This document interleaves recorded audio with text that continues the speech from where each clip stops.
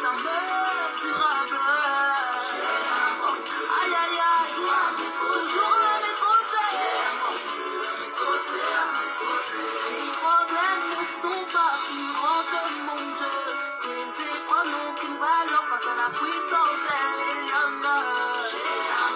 Son excellence est choix Machia, le Dieu qui n'a aucun rival. J'ai un grand Dieu, toujours à mes côtés.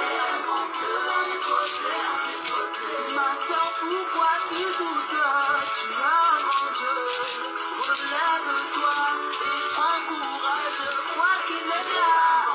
Aïe aïe aïe, toujours à mes côtés. Yeshua, Mashiach, le Dieu par excellence. Dieu des armées, celui qui combat pour nous même lorsque nous ne parlons pas. Celui qui se lève pour nous en tout temps et en toutes circonstances. Son nom c'est Yeshua Mashiach.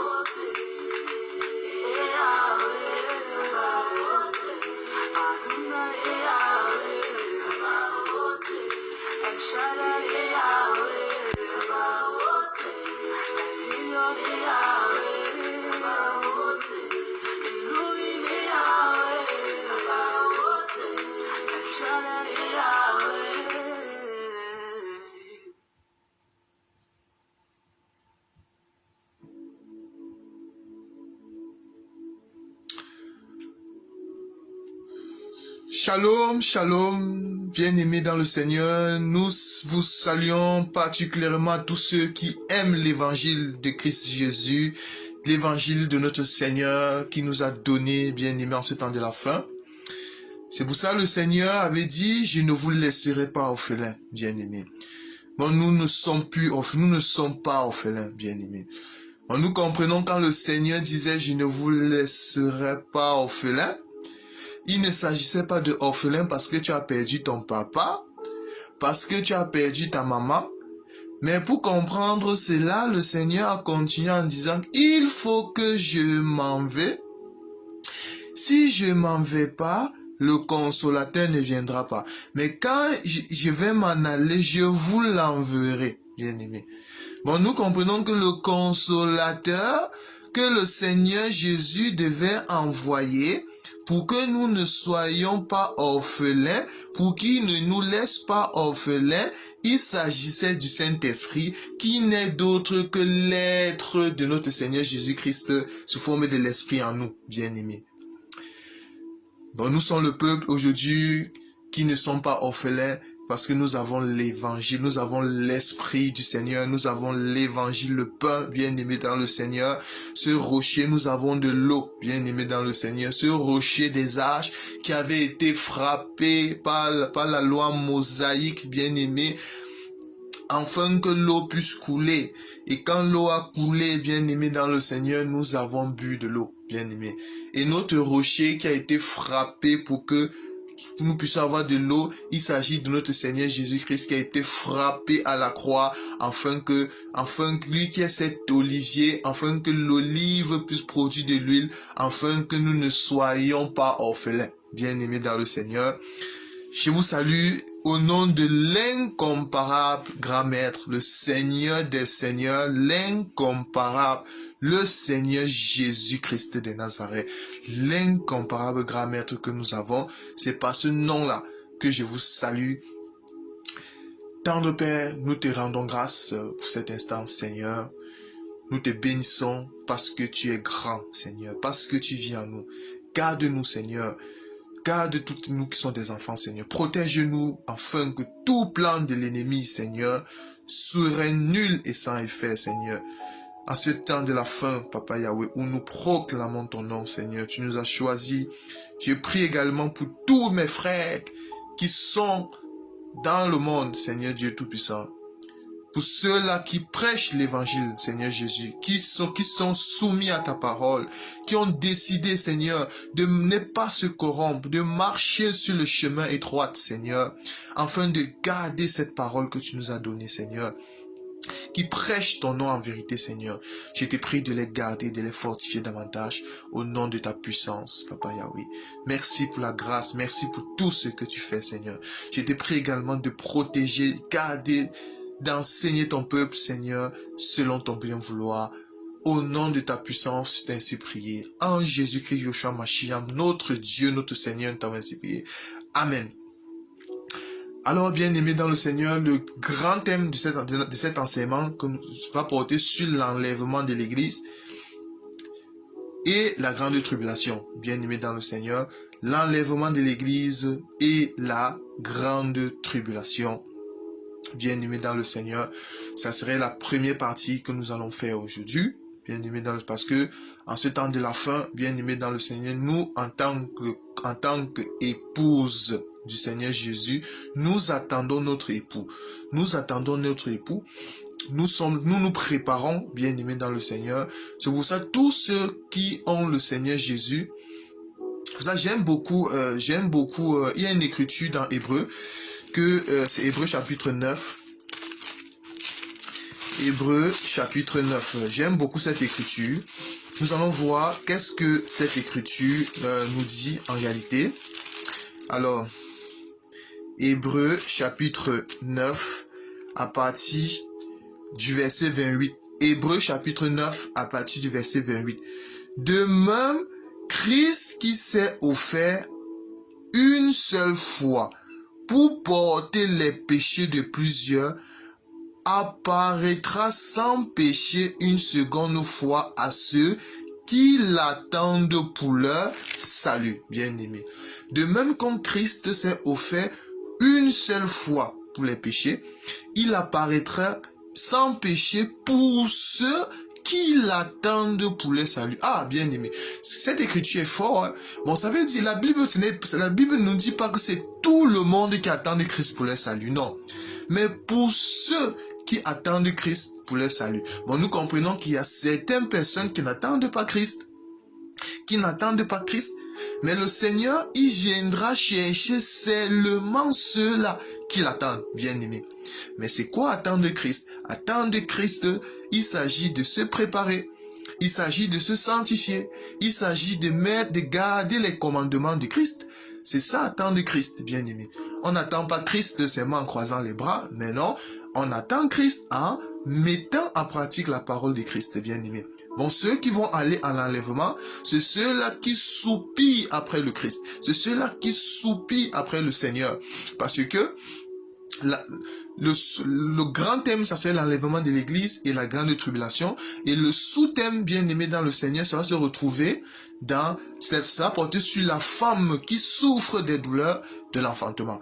Bien aimé, la femme qui souffre des douleurs de l'enfantement. À partir des Écritures, Matthieu chapitre 24, et à partir du verset 6, et Apocalypse chapitre 12, à partir du verset 1er jusqu'au verset 2, bien aimé dans le Seigneur, nous allons essayer de comprendre qui était cette femme-là, qui souffre, ou même qui souffrira des douleurs de l'enfantement, bien aimé dans le Seigneur. Bon, je parle au présent maintenant, parce qu'on va voir qu'il y a la femme qui, dans le temps de la grâce, bien aimé, parce que dans les derniers jours, c'est-à-dire la fin des temps que nous sommes là, ce qui a commencé de la croix jusqu'à l'enlèvement de l'Église, nous allons voir que là, il y a une femme qui souffre des douleurs de l'enfantement. Pourquoi? Parce que cette femme est enceinte, bien aimé dans le Seigneur. Bon, nous allons essayer, quand on parle d'enceinte ici, ne voyez pas enceinte physique. Et nous allons aussi voir que après l'enlèvement de l'Église, bien aimé, après l'enlèvement de l'Église, il y aura aussi une femme qui sera enceinte et qui doit souffrir les douleurs de l'enfantement, bien aimé. Bon, nous allons essayer de décortiquer cela à la lumière de la parole, bien aimé dans le Seigneur. Parce que nous sommes dans le temps avant l'enlèvement de l'Église, c'est-à-dire dans les derniers jours que nous sommes, parce que les derniers jours ont commencé de la croix et ça va jusqu'à l'enlèvement de l'Église. En d'autres termes, la fin des temps, à ne pas confondre avec la fin du monde. Nous ne sommes pas encore à la fin du monde. Non, nous ne sommes pas encore à la fin du monde. Mais nous sommes dans les derniers jours. Nous sommes dans les temps de la fin. En d'autres termes, la génération qui verra le retour du Seigneur. En d'autres termes encore, le temps de la grâce, bien-aimé. Et dans ce temps-là, dans les derniers jours, il y a une femme qui souffre des douleurs de l'enfantement. Et si on verra que cette femme souffre des douleurs de l'enfantement parce que cette femme est enceinte, bien-aimé dans le Seigneur. Bon, nous allons essayer de comprendre cela. Et après l'enlèvement, nous verrons également qu'il y aura aussi une autre femme qui va souffrir la douleur de l'enfantement. Parce qu'elle serait aussi enceinte, bien-aimée dans le Seigneur. Bon, c'est ça, le sous-thème d'aujourd'hui, ça serait la femme qui souffre des douleurs de l'enfantement. Bien-aimé dans le Seigneur. Bon, l'enlèvement de l'église, c'est une réalité, bien-aimé dans le Seigneur. Parce qu'il y a beaucoup de personnes qui n'y croient plus. Bien-aimé.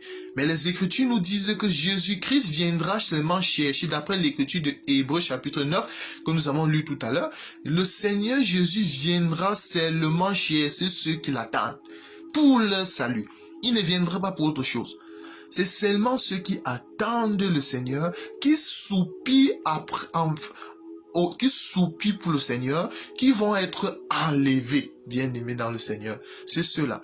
Parce que il faut l'enlèvement de l'église, en d'autres termes, le jour du Seigneur, c'est nous l'église, ça concerne l'église. À n'est pas quand nous avons déjà fait un enseignement où nous avons donné la différence qui existe entre le jour du Seigneur ou encore l'avènement du Seigneur ou encore l'enlèvement de l'église, à ne pas confondre avec le jour de l'Éternel. Mais nous, enfants de Dieu, nous allons voir, nous soupirons quant au jour du Seigneur, quant à l'avènement du Seigneur, quant à l'enlèvement de l'église, mais nous ne soupirons pas au jour de l'Éternel. Nous ne soupirons pas au jour de l'Éternel.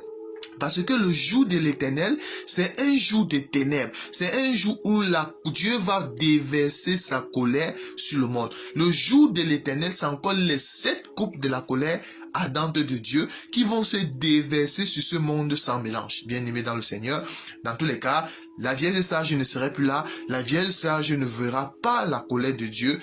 Également, tous les enfants de Dieu, que ce soit même la Vierge folle et les 144 000, ils vont être tués. C'est après ça maintenant qu'il va y avoir ce qu'on appelle les 7 coupes de la colère de Dieu. Bon, dans tous les cas, c'est un enseignement que nous avons déjà donné, bien aimé dans le Seigneur. Mais aujourd'hui, l'enlèvement de l'église, ce n'est pas un mythe, bien aimé, comme beaucoup de personnes le pensent. Il y a beaucoup de personnes qui n'y croient plus. Mais certaines personnes qui vont dans les églises, bien aimées dans le Seigneur, ils ne croient plus en l'enlèvement de l'église. C'est pour ça que nous allons prendre une écriture d'abord dans 1 Pierre, que nous dit le frère, l'apôtre Pierre, notre frère. Pierre, notre frère. Qu'est-ce que la parole de Dieu nous dit? 2 Pierre, autant pour moi. 2 Pierre, chapitre 1er, à partir du verset 16. 2 Pierre chapitre 1er à partir du verset 16. Ce n'est pas en effet en suivant des fables habilement conçues que nous vous avons fait connaître la puissance de l'avènement de notre Seigneur Jésus-Christ, mais c'est comme ayant vu sa majesté de nos propres yeux, bien-aimés. Bon, l'enlèvement de l'église, ce n'est pas une fable, non. C'est un fait qui arrivera, bien-aimé. Il est vrai, nous ne savons pas le jour, nous ne savons pas l'heure, mais néanmoins, le Seigneur nous a donné les signes.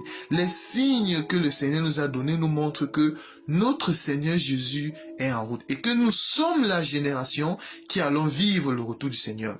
Lorsqu'on parle de génération, ne voyez pas génération comme à la dimension humaine, mais la génération que nous parlons, c'est-à-dire les derniers jours, la grâce, bien-aimée. Cette génération qui a commencé de la croix jusqu'à l'enlèvement de l'église. C'est cette génération qui verra le jour du Seigneur.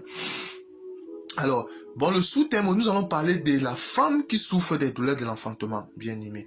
Et nous voyons que pour souffrir des douleurs de l'enfantement, ça veut dire que cette femme était enceinte, bien-aimé. Nous allons aller dans l'Apocalypse. Apocalypse chapitre 12. Apocalypse chapitre 12, à partir du verset... Apocalypse chapitre 12 à partir du verset 1er. Qu'est-ce qu'il est dit là-bas, bien-aimé? Un grand signe parut dans le ciel. Une une femme enveloppée du soleil, la lune sous ses pieds et une couronne de 12 étoiles sur sa tête. Verset 2. Elle était enceinte et elle criait, étant en travail et dans les douleurs de l'enfantement. Bien-aimé. Bon, on nous dit cela que cette femme était enceinte et elle criait, elle était en travail et elle criait les douleurs de l'enfantement. Bon, déjà, commençons déjà à décortiquer le verset premier. Le verset premier nous dit que le grand signe apparut où? Dans le ciel. Ce n'était pas sur terre, bien aimé. Bon, l'apôtre Jean, quand il a été ravi, cette vision, il a été ravi jusqu'au jour du Seigneur. La vision qu'il avait vue ici, ce n'était pas sur terre, c'était une vision céleste. Il a vu cette femme, c'est une femme céleste. Ce n'est pas une femme terrestre, non? Et les Écritures nous disent qu'elle était enveloppée du soleil. Bon, la femme était enveloppée du soleil, bien aimé. Ce qui veut dire que ce qui faisait la gloire de cette femme, c'était le soleil. Bon, c'est le soleil qui faisait l'honneur, la gloire de cette femme. En d'autres termes, c'est le soleil l'importance de cette femme, c'était le soleil. Bon, le soleil enveloppait cette femme. Bon, nous allons voir que si cette femme était enceinte, ça veut dire que la sémence de la femme, de cette femme-là, ça venait du soleil. Bon, c'est le soleil, la sémence de cette femme venait du soleil. Bon, le fruit qui était dans le ventre de cette femme, c'était le soleil. Ça venait du soleil, bien aimé dans le Seigneur. Bon, le soleil a donné la sémence à cette femme-là. Mais qui était le soleil, bien aimé? Nous allons chercher de comprendre dans les Écritures que représente le soleil. Nous allons chercher prendre une écriture. Hein. Nous allons chercher pour voir que représente le soleil. Alors, nous allons prendre Psaume chapitre 84. Psaume 84 à partir du verset 10. Psaume 84 à partir du verset 10. Toi qui es notre bouclier, vois, ô Dieu, et regarde la face de ton oint. Mieux vaut un jour dans tes parvis que 1000 ailleurs. Je préfère me tenir sur le seuil de la maison de mon Dieu plutôt que d'habiter sous la tente de la méchanceté. Car l'Éternel Dieu, verset 12, car l'Éternel Dieu est un soleil et un bouclier, l'Éternel donne la grâce de la gloire, il refuse aucun bien à ceux qui marchent dans l'intégrité. L'Éternel des armées heureux l'homme qui se confie en toi. Bon, ici, nous voyons que le soleil, ici, c'est l'Éternel lui-même. C'est lui le soleil. Bon, le soleil, c'est l'Éternel. Et celui qui donne la grâce, il s'agit de le Seigneur Jésus. Bon, le soleil, c'est l'Éternel. Nous allons prendre aussi notre écriture, Psaume chapitre...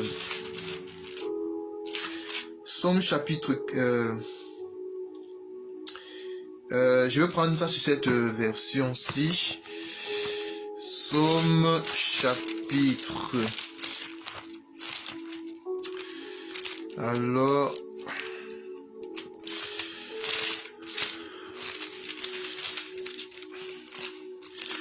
On va prendre Psaume chapitre 19, Psaume 19, Psaume chapitre 19 à partir du verset 6. Psaume chapitre 19 à partir du verset 6. Et le soleil semblable à un époux qui sort de sa chambre, s'élance avec la carrière, avec la joie d'un héros bien-aimé. Bon, ici nous voyons que le soleil qui enveloppait cette femme, il s'agit de Dieu, bien. Il s'agit de Dieu le Père. Ben, il s'agit de Dieu le Père. Bon, c'est le Père qui était le mari de cette femme. C'était le Créateur qui était le mari de cette femme. Bon, la Bible nous dit que le soleil était semblable à un époux. Bon, l'époux de cette femme qui enveloppait cette femme, qui donnait la gloire à cette femme, c'était le soleil. Bon, le soleil est l'époux. Mais bien aimé dans le Seigneur, il se peut toujours que dans les Écritures, nous allons prendre une écriture pour voir, nous allons aller dans la lumière, pour comprendre qui était le véritable nom de ce soleil-là. 2 Corinthiens chapitre 11. 2 Corinthiens chapitre 11. 2 Corinthiens chapitre 11. Non, avant ça, prenons d'abord une écriture, avant de venir dans 2 Corinthiens chapitre 11. Bon, nous avons vu que le soleil était semblable à un époux, bien-aimé. Alors, nous allons prendre d'abord une écriture dans Isaïe, chapitre 54. Isaïe, chapitre 54. Que nous dit Isaïe, chapitre 54? À partir du verset 5. Car ton Créateur est ton époux. Ah! L'Éternel des armées est son nom. Et ton Rédempteur est le Saint d'Israël. Il se nomme Dieu de toute la terre. Bon, nous voyons ici que le Créateur, c'est lui l'époux. Et nous avons vu que le soleil, qui dans Apocalypse chapitre 12, verset 1er, qui enveloppait cette femme, qui faisait la gloire de cette femme-là, c'était ce soleil-là. La Bible nous dit que c'est l'époux. Bon, l'époux de cette femme, c'était le soleil. Bon, c'est-à-dire que le Créateur, c'est lui l'époux de cette femme. C'est lui l'époux, bien-aimé. Car ton Créateur est ton époux. Bon, nous comprenons que l'époux, c'est lui le Créateur. C'est lui le Créateur de toutes choses. C'est lui le Rédempteur. La parole de Dieu nous dit que « Et ton Rédempteur est le Saint d'Israël ». Mais qui est le Saint d'Israël? Là, nous étions encore dans l'ombre, bien-aimés. Ici, nous étions dans l'ombre. Nous allons aller dans la lumière tout à l'heure pour voir qui était ce Saint d'Israël. Il se nomme Dieu de toute la terre. Bon, le Rédempteur, l'Éternel qui est le Créateur, qui est l'époux, son Rédempteur est le Saint d'Israël. Il se nomme Dieu de toute la terre. Bon, le Rédempteur là se nomme Dieu de toute la terre. Alors nous allons prendre une écriture. Nous allons venir dans 2 Corinthiens chapitre 11. Oh, à partir du verset 1er. Oh, si vous pouviez supporter de ma part un peu de folie. Mais vous ne supportez. Vous me supporter, car je suis jaloux de vous d'une jalousie de Dieu, parce que je vous ai fiancé à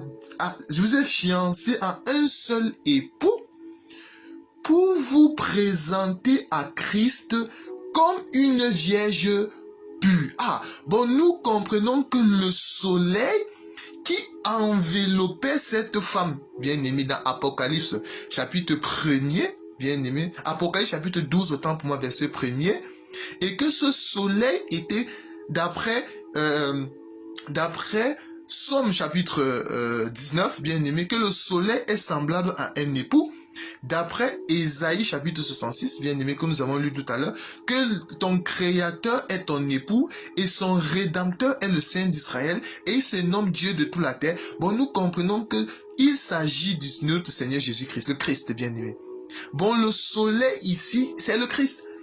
Et nous avons également dans Jean chapitre 8, verset 28, où le Seigneur dit « Je suis la lumière du monde ». Bon, nous comprenons que le soleil qui faisait la gloire de cette femme, il s'agit de Jésus-Christ, bien aimé. Il s'agit, bon, Jésus, c'est lui le Créateur. Jésus, c'est lui le Dieu, le Père. C'est lui qui faisait la gloire de cette femme-là. Nous allons continuer l'écriture. Bon, nous n'allons pas trop monter, parce qu'on a la possibilité de monter, mais c'est pas l'objectif, bien aimé dans le Seigneur. Parce que lorsque l'on peut creuser, bon, quand on creuse, on essaie d'approfondir. Certaines personnes, c'est un peu difficile pour d'autres personnes qui n'ont pas encore cette capacité de manger la nourriture solide, bien aimé dans le Seigneur. Bon, si nous prenons également Apocalypse chapitre 12. Apocalypse chapitre 12, verset 2. La parole de Dieu nous dit, elle était enceinte et elle criait étant en travail dans les douleurs de l'enfantement. Dans l'enfantement. Et les Écritures nous disent que la lune sous ses pieds et une couronne de 12 étoiles sur sa tête. Et une couronne de 12 étoiles sur sa tête. Vous savez, il est vrai, dans cette écriture, nous pouvons aller visiter Joseph, bien-aimé dans le Seigneur. Joseph qui avait eu un songe, il avait vu la lune, il avait vu que il y avait le soleil, il y avait la lune, il y avait également il y avait 12 gerbes. Bon, tout ça, ceux qui sont prosternés, par exemple, les 12 gerbes, la lune qui sont prosternés devant Joseph, bien-aimé. On nous a compris que le soleil ici, là, Jacob, ici, là, il était comparé à ce soleil-là. La lune ici était comparée à la mère de Joseph qui était Rachel, tout ça. Et les 11 gerbes, autant pour moi, c'était les 11 fils de Jacob, bien aimés dans le parole total, ils étaient 12, mais avec Joseph, ça faisait 12. Mais les 11 gerbes qui devaient se prosterner, c'était Jacob. Bon, nous comprenons ici là que le soleil, Jacob ici, dans la révélation, qui est le soleil, représente le Père, bien aimé. Là, je suis dans la révélation. Là, je suis dans la révélation, bien aimé. Comprenez bien le langage. Dans la révélation, il représente le Père, bien aimé. Il représente le Père, ce soleil-là, bien aimé dans le Seigneur. Bon, nous pouvons aussi prendre cette écriture de cette façon. Mais, ici, bien aimé, lorsque nous sommes dans l'enlèvement de l'église, nous allons comprendre que cette femme était céleste. La femme que nous parlons ici, elle était céleste et il y avait 12 couronnes et une couronne de 12 étoiles sur sa tête. Parce que ça veut dire que cette femme-là avait 12. Pourquoi 12, bien aimé dans le Seigneur? Bon, nous comprenons que cette femme qui avait 12 couronnes, ça veut dire qu'elle avait suivi l'enseignement des apôtres, bien aimé. Bon, cette femme avait eu l'enseignement des apôtres. Elle avait été fondée sur l'enseignement des apôtres dont Jésus-Christ est la pierre angulaire. Alors nous allons prendre une écriture dans Éphésiens chapitre 2 à partir du verset 20. Vous avez été édifiés sur le fondement des apôtres et des prophètes, Jésus-Christ lui-même étant la pierre angulaire. Bon, nous comprenons que cette femme-là, où il y a les 12 couronnes sur sa tête, elle représente dans la révélation l'église céleste, bien aimée. C'est l'église. Oui, il s'agit de l'église céleste. Je parle dans la révélation. Mais il s'agit de l'église. Parce que cette femme avait suivi l'enseignement des 12 apôtres. Elle avait suivi l'enseignement des 12 apôtres, bien aimés dans le Seigneur. Et les Écritures continuent en nous disant que elle était enceinte. Et elle criait étant en travail dans les douleurs de l'enfantement, bien aimé. Lorsque on parle d'enceinte ici, bien aimé dans le Seigneur, ce sont les langages de la parole. Ce sont les langages. Ça ne vous ne voyez pas enceinte comme une femme physique est enceinte, non. Quand on parle ne voyez pas enceinte physique. Parce qu'une femme enceinte, ici, cette femme-là qui représente l'église céleste, bien aimée dans le Seigneur, elle représente l'église, elle était enceinte et cette femme souffrait, sauf une femme enceinte peut souffrir des douleurs de l'enfantement. Bon, nous avons vu que si elle était enceinte, c'est parce qu'elle avait reçu la sémence du soleil. Elle avait reçu cette sémence-là du soleil. Bon, ce qui était dans son ventre, le fruit qui était dans son ventre, ça venait de la sémence du soleil. Ça ne venait pas d'une autre sémence. Elle avait la sémence du Créateur. Elle avait la sémence de l'époux, bien aimé dans le Seigneur. C'est pour ça qu'elle souffrait des douleurs de l'enfantement. Mais que veut dire souffrir des douleurs de l'enfantement? Que veut dire être enceinte selon les Écritures, bien aimé? Il ne faut pas chercher dans le dictionnaire français, mais il faut toujours chercher dans les Écritures que veut dire être enceinte, bien aimé. Que veut dire être enceinte selon les Écritures? Nous allons chercher dans les Écritures ce que veut dire être souffrir des douleurs d'enfantement. Être enceinte, bien aimé. Déjà, la femme qui était enceinte, quel est l'enfant que cette femme avait? bien-aimés. Bon, nous comprenons, nous avons dit que la femme là représente l'Église. La femme là représente l'Église. Cette femme qui était enceinte représente l'Église, bien-aimés dans le Seigneur. Déjà, nous prenons d'abord, nous allons prendre 1 Jean. Nous allons prendre 1 Jean. 1 Jean 5. 1 Jean chapitre 5. À partir du verset 1 Jean 5, à partir du verset 11. Nous allons trouver l'identité de l'enfant que cette femme avait. 1 Jean chapitre 5 à partir du verset 11. Et voici ce témoignage, c'est que Dieu nous a donné la vie éternelle et que cette vie éternelle est dans son Fils. Celui qui a le Fils a la vie. Celui qui n'a pas le Fils de Dieu n'a pas la vie. Ah, bien-aimé. Bon, nous comprenons que celui qui n'a pas le Fils n'a pas la vie. Bon, ceux qui ont le Fils de Dieu ont la vie, bien-aimés. Ont la vie en eux. Ils ont la vie en eux. C'est ça qui fait que, bon, l'identité le fruit de la grossesse de cette femme enceinte, c'est parce que elle portait une vie. Elle avait la vie, bien aimé. Elle avait la vie. Bon, cette femme-là, en d'autres termes, elle avait quoi? La vie. Elle avait Christ. Apocalypse chapitre 19, bien aimé dans le Seigneur, nous dit quoi? Apocalypse 19. Apocalypse 19, à partir du verset 13. Apocalypse 19, verset 13. Et il était revêtu d'un vêtement teint de sang. Son nom est la parole de Dieu. Ah, bon, nous comprenons que si cette femme-là avait le Fils, bien-aimé, et le Fils, c'est la parole de Dieu, bien-aimé. Bon, cette femme-là avait quoi? La parole. Elle avait l'enseignement du Fils. Elle avait l'enseignement. Bon, le fait d'être enceinte, bien-aimé, une femme enceinte selon les Écritures, c'est une femme qui a reçu la sémence du soleil, cette femme-là. En d'autres termes, elle avait l'enseignement, elle avait la parole, elle avait tout cet être-là en lui. D'après Isaïe chapitre 55, la parole de Dieu nous dit que de même que la pluie descend du ciel, elle ne peut pas retourner à Dieu. Nous cherchons l'écriture, Isaïe chapitre 55, Isaïe, je vais prendre ça ici, Isaïe 55, Isaïe chapitre 55. Alors, Isaïe 55 à partir du verset 10. Isaïe 55 verset 10. Comme la pluie et la neige descendent des cieux et n'y retournent pas sans avoir arrosé et fécondé la terre et fait germer les plants, sans avoir donné de la sémence au semeur et du pain à celui qui mange. Ainsi en est-il de ma parole qui sort de ma bouche, et elle ne retourne point à moi sans avoir exécuté mes voies et accompli mes desseins. Bon, la pluie ici,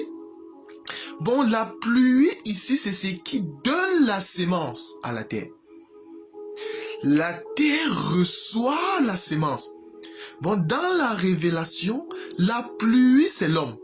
Et la terre, c'est la femme, bien-aimée. La pluie, c'est l'homme.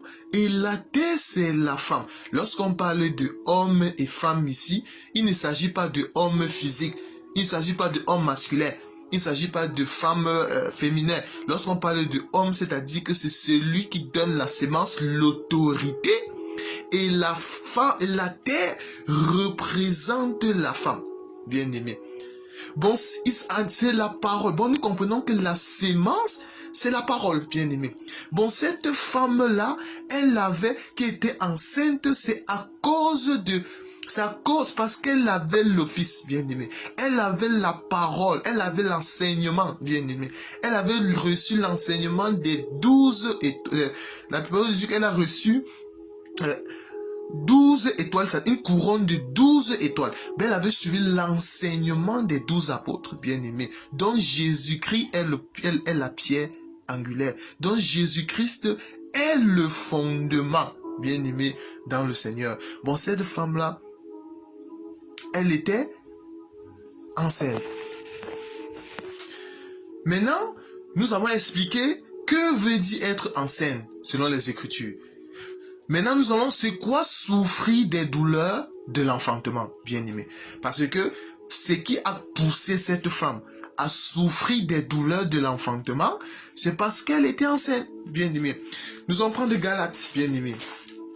Galates 4, verset...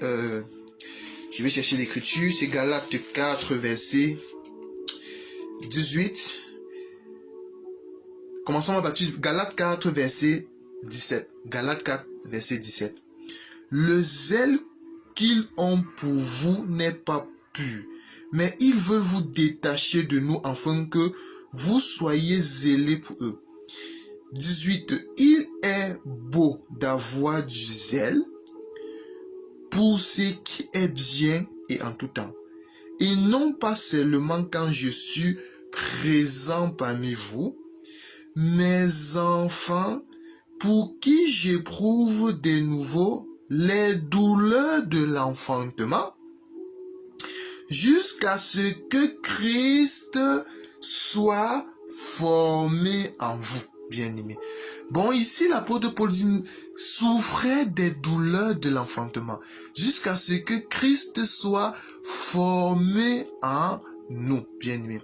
Nous allons également aussi prendre une autre écriture, dans Romains chapitre 8, Romains chapitre 8 à partir du verset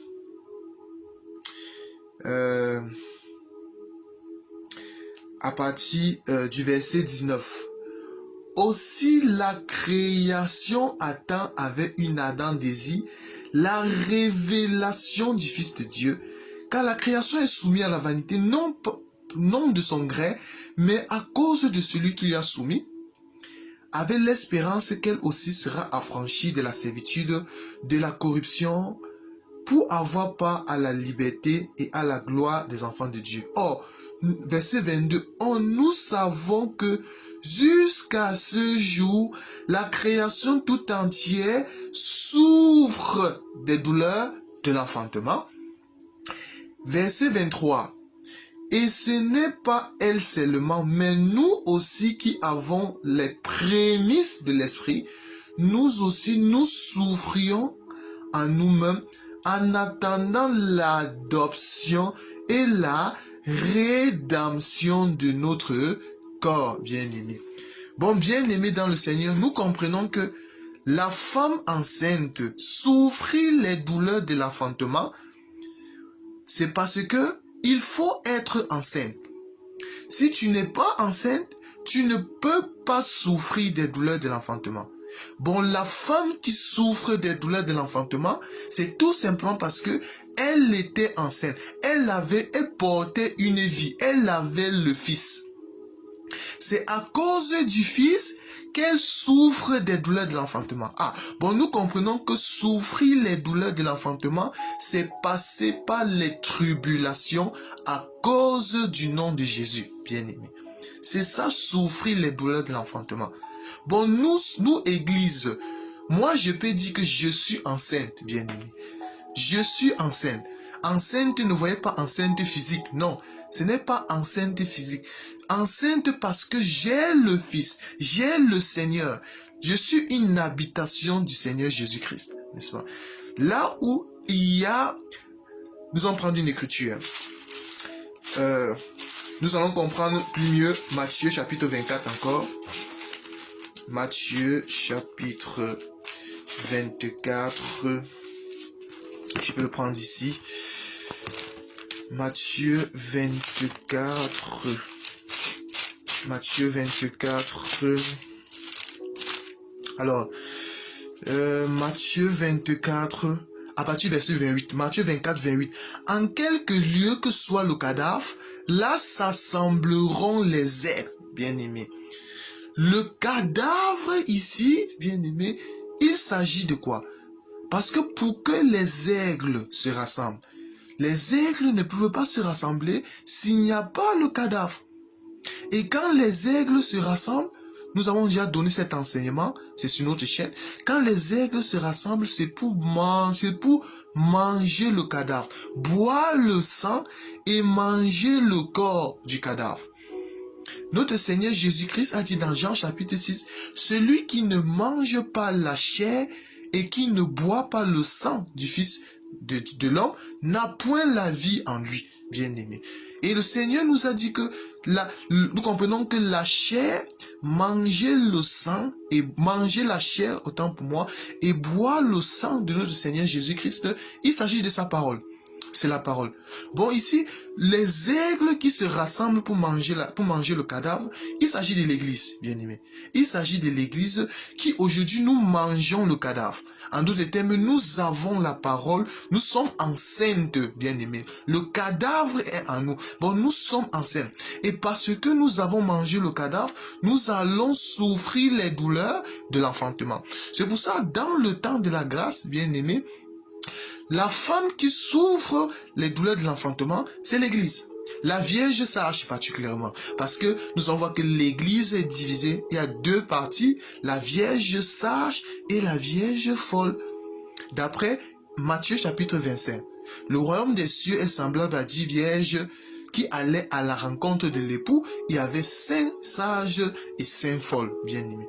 Bon, la femme qui est enceinte aujourd'hui et qui souffre des douleurs de l'enfantement, c'est l'église. C'est parce que l'église, pour atteindre la maturité, doit souffrir les douleurs de l'enfantement, doit passer par beaucoup de tribulations. Bon, c'est pas beaucoup de tribulations que nous allons aller au ciel, dans le royaume des cieux, bien aimés dans le Seigneur. Et si nous avons les tribulations, ce n'est pas à cause d'une autre personne, mais c'est à cause de l'époux. Bon, c'est à cause de l'époux que nous souffrons des douleurs de l'enfantement. Matthieu chapitre 5. Matthieu chapitre 5. Nous allons prendre une écriture, bien aimée dans le Seigneur. Alors,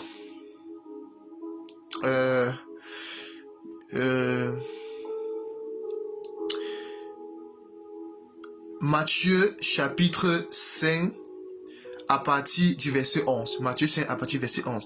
Heureux serez-vous lorsqu'on vous outragera, qu'on vous persécutera et qu'on dira faussement de vous toutes sortes de mal à cause de moi. Bon, c'est le Seigneur Jésus-Christ ici qui dit « Heureux serez-vous lorsqu'on va vous outrager, lorsqu'on vous persécutera et qu'on dira faussement toutes sortes de mal à cause de moi. » En d'autres termes, parce que vous êtes enceinte, parce que vous avez ma parole, alors vous allez souffrir les douleurs de l'enfantement. Vous allez souffrir des douleurs de l'enfantement, bien aimés dans le Seigneur.